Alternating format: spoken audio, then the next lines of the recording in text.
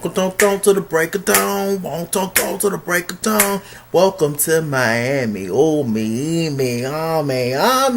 Still the baddest, ain't the damn thing changed. Yep. Okay, I forgot to do my little intro last week. I did. It was a lot going on, a lot on my mind, etc., etc. So here we go. Love and Hip Hop Miami. All right. So we on the set of Khaotic. He is on the set of his new video shoot. Khaotic is trying to put some material out there because he's scared and nervous that he could possibly face some jail time. Due to the situation that happened, with him, with the police kind of chasing him, and him ended up hitting somebody that was in the car, two people, and jumping out and running off, and he was scared and nervous or whatever. Which I don't understand it, but I do understand it. So anyway, Joy is there. I didn't know that Joy do hair. I had no idea that Joy did hair. I thought she was just Trina's cousin. So Joy do hair, and he said he brought Joy there to do his hair. Joy didn't do much to his hair because his hair looks the same to me. If y'all see me looking over here, it's because it's playing right now on the TV. I just got to turn down. But yeah, I didn't know Joy did hair. Okay, Joy. I mean, I don't know what she did to his hair in particular, but whatever.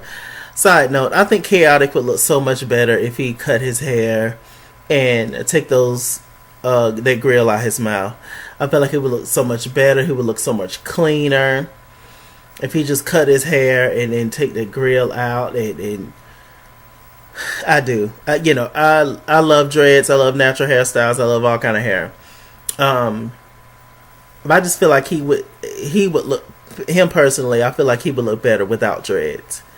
But anyway. So Khaotic, Young Hollywood, and Joy are there. They're talking about gun violence, and they're talking about possibly setting up this whole little event to just talk about gun violence and how they could possibly provoke some kind of change when it comes to that. Me and my personal feelings about it, I think that's great. And talking about having those hard discussions is could possibly get into talks and create a possible change, whatever. But one thing nobody brought up was colonialism, white superialism, etc., etc. That this is set up for us to take out each other, and it's good that y'all people are getting together, but it needs to be on a larger scale. And all these rappers is coming out now. All these kids look up to these rappers. So many of these kids, my little cousins included. So there's so much that needs to happen for like all gun violence to be completely wiped away. And it's unfortunate, it's messed up, but it's real life, and it's something that definitely targets African American people, people of color in general, all around the world, especially here in America. Once we're ready to really get down to it as to why we as people of color, we can't get into certain neighborhoods, but we can get guns. We have access to guns and drugs and all the bad stuff we have access to. But any other kind of way of life,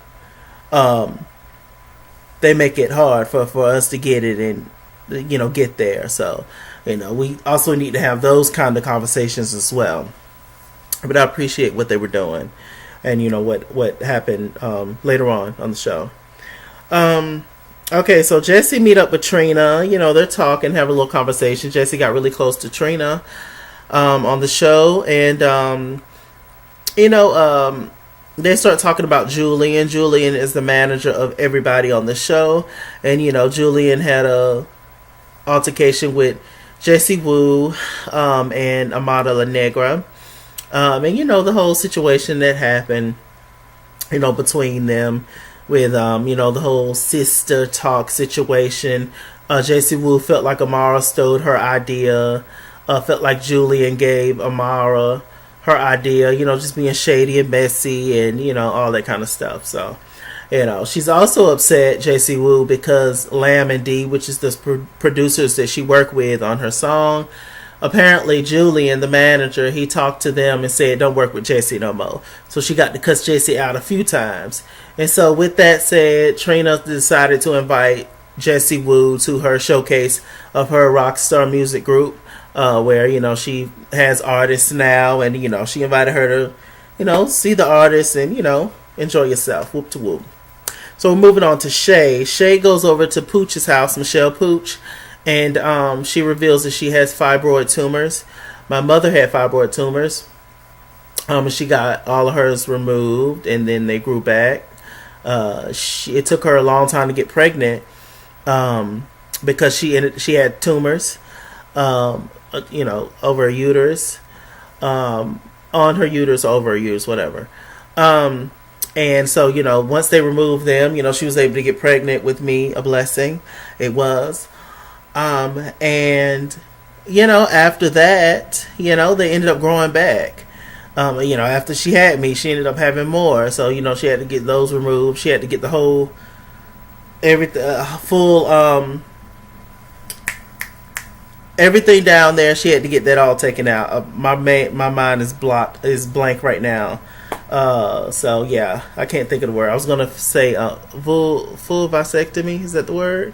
Whatever, ladies, y'all know what I mean by that. So yeah.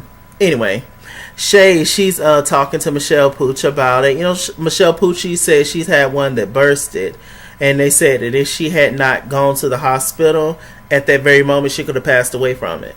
And Shay, she's very nervous about this whole situation, and it's definitely something tough to go through any kind of surgery, for sure. They were talking, and Michelle Pooch was just trying to show her, she was being very empathetic towards the situation because she's been through it. And she was trying to hug her, etc., etc. Shay was just like, no, don't touch me. I'm trying to be strong about it. And, it's just like, you came over my house with the sad ass news, and I'm trying to be there for you, and you don't even want me to console you or say it's gonna be all right or say nothing positive to you. I'm just like, who you supposed to be, girl? It was a mess, child. I was just like, oh Lord. But a little later on, we meet Shay's brother, who looks just like her, and he's actually a motivational speaker, and the doctors told her her fibroid, it was the size of a what did she say? She said it started off like a golf ball, and then it spread to like a cantaloupe size, or eggplant size, whatever. And so it was just like, wow, it's really growing, so you need to get this out. She started crying, and it's an emotional thing for her. But Shay mentioned beforehand that she don't want a scar. And she said, she's lost over 50 pounds and all this kind of stuff. And, she's worried about having a scar. And I'm just like, so your life ain't important? Her brother had to tell her, like, you worried about having a little scar down there, trying to impress people, or whoever it is, men probably. And it's just like, is a scar more important than your life, sis? This whole thing could take you out this world, period. But you're going to have a lot of scars when you're dead. A scar. I was just like, Shay, your priorities are so messed up. I was yelling at the screen at that point. We care so much about appearance in this world. We care so much about stuff that do not even matter. Yes, we all want to look good. However we want to look according to us to make us look good. Yes, we all want to feel good. We all want that. But when it comes to life and death situations, you worried about a little scar, child. It's just like, are you serious? I was like, grow up, ma'am. But, I'm sure it's also harder for Shay because, I remember hearing, I don't know if she's publicly talked about this, but I, see all kinds of comments and whoop to whoop. And, people make ugly comments about Shay's appearance and, all that kind of stuff. And these people, these reality stars and celebrities, they see the things that's said about them. They see our videos, etc., etc. So I'm sure sometimes, it kind of gets to you, after a while. And, I'm a sensitive individual as well. But I do also understand everybody has the right to say whatever they want to say. And, whoop to whoop, whatever, whatever. I read, I go in, I roast, I do all that, but I'm definitely never malicious. There's never any malice. I don't know these folks. It's just me speaking. That's why I say all the time, it's just me speaking my opinion on these folks on the show, what I see. I don't know them personally. I don't, outside of the show, I'm sure they're lovely people. But on the show, if whatever the character is, if I don't like it, I'm going to talk about it. And I have that right as a black man with a fro on and a Miami shirt. Now, what else is happening? So, let's see. Khaotic decided to go to court. Well, it's not he decided, he had to, didn't he? He went to court with his niece, and he had a really good lawyer. It was just like, look, he has PTSD, CHASE.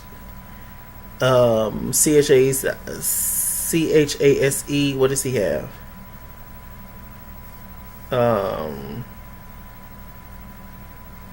What is it called? PTHD, post traumatic stress syndrome. He has that, and it was a situation where he thought somebody was following him. Somebody was chasing him. He was nervous. He was scared, etc.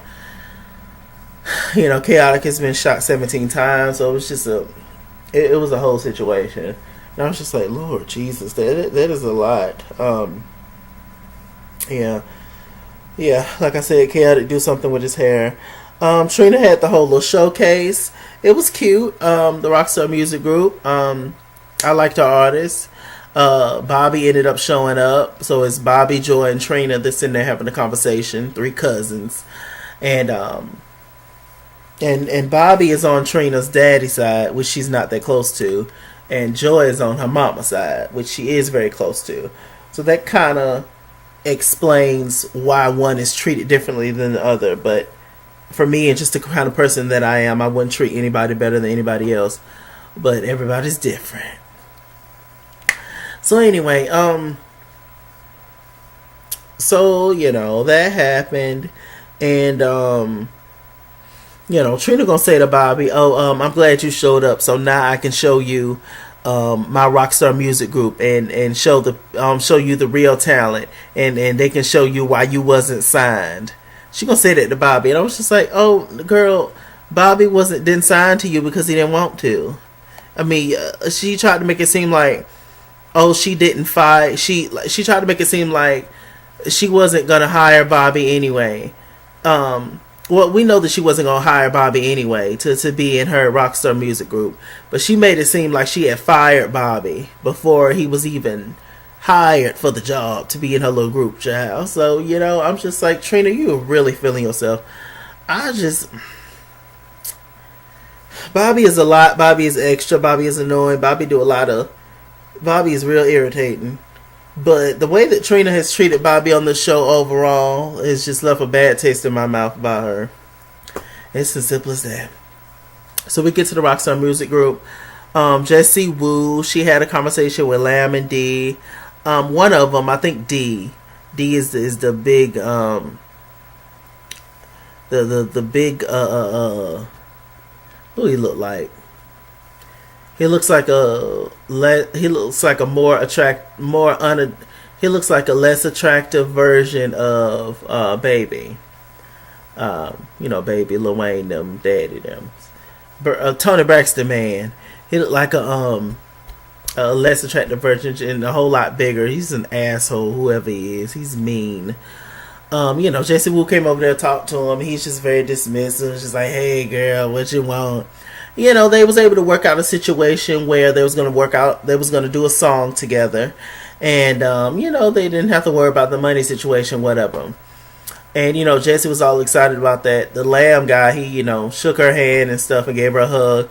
The other one didn't even want to shake her hand. I'm just like, who you supposed to be, your big, nasty looking ass? I was just, ooh. These guys, when some of these rappers and producers and stuff, they so cocky. I'm just like, you ain't even a little bit cute.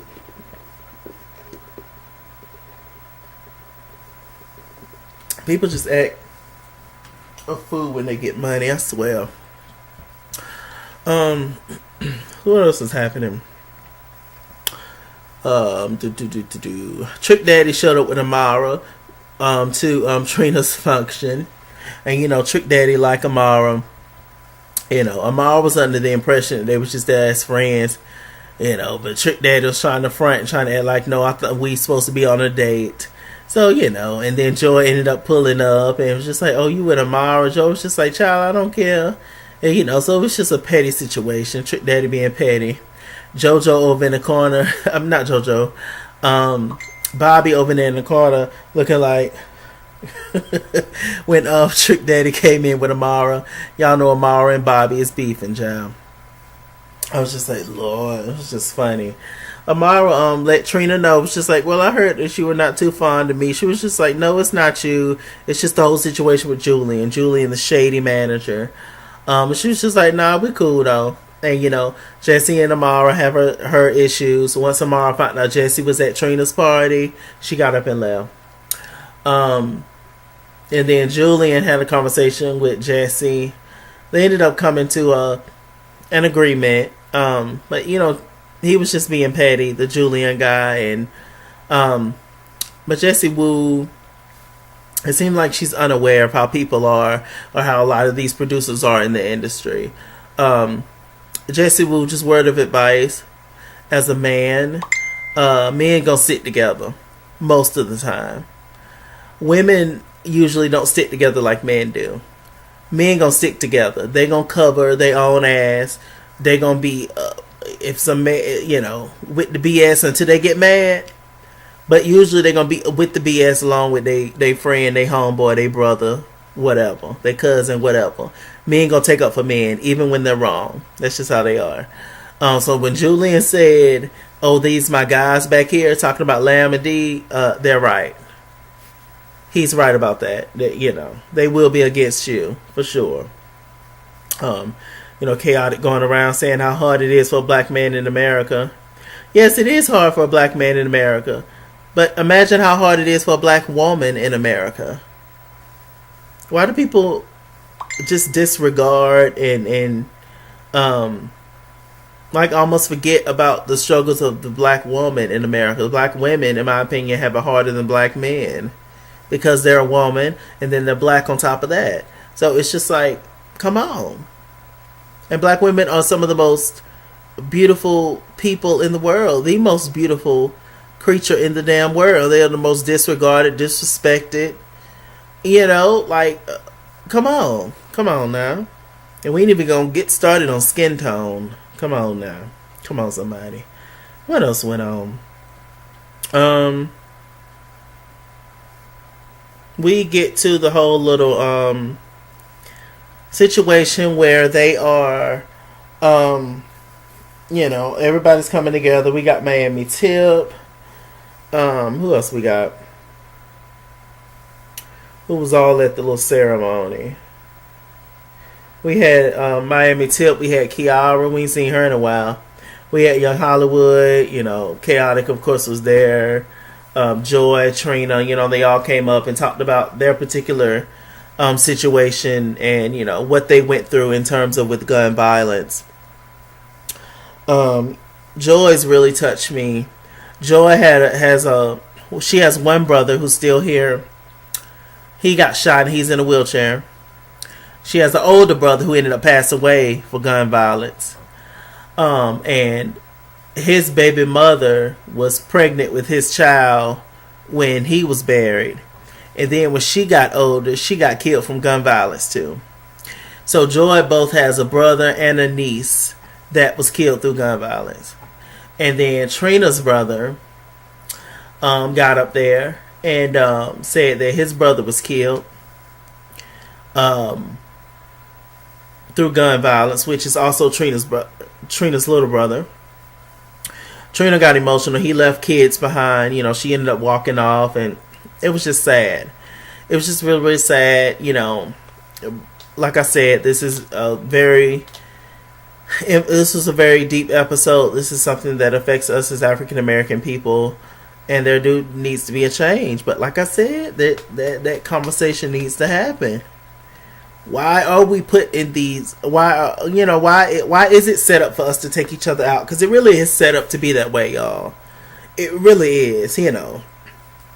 It's people do things out of desperation, or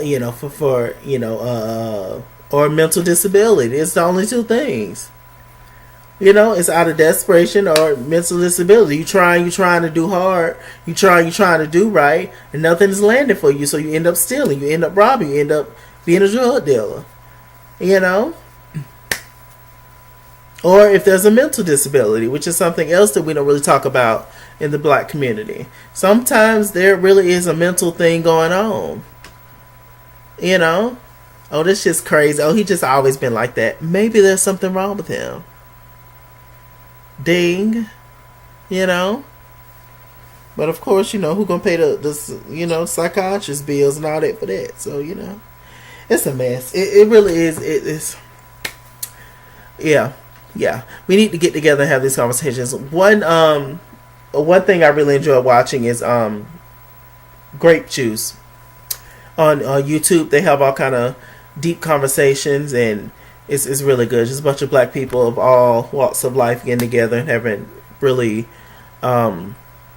intellectual and important conversations that face all of us. Things that affect all of us in some kind of way. So I really enjoy watching that. But anyway, that was it, y'all. I'm Mr. Chalaki. Mr. Chalaki on Google Plus. Follow me. Belching moments. At It's Kingsworth on Instagram and Twitter. At It's Kingsworth89 on Snapchat. Chase King on Facebook. Mr. Chalaki on Cash App and PayPal. Run me my money or run me my fade. Run me my money the way I get paid. I love you so much. Stay black, stay tuned. I'll see you guys later. Alright?